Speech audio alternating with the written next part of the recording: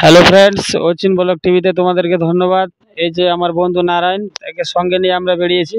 কোথায় বেরিয়েছি ভাই? আমরা এখন নিহালপুর থেকে এখন শামসি যাব। নিহালপুর থেকে শামসি।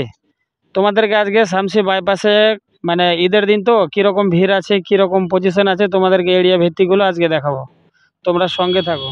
এই যে দেখো, এটা হচ্ছে চাঁচল থেকে শামসি যাওয়ার বাইপাস।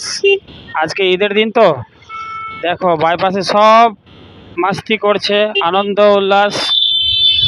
আজকে একটা ঈদের দিন, সে হচ্ছে মুসলিমদের খুশির একটা দিন, খুব সুন্দর একটা দিন, তাদের উৎসব আছে। সেই উৎসব অনুযায়ী আজকে খুব আনন্দ করছেন তারা।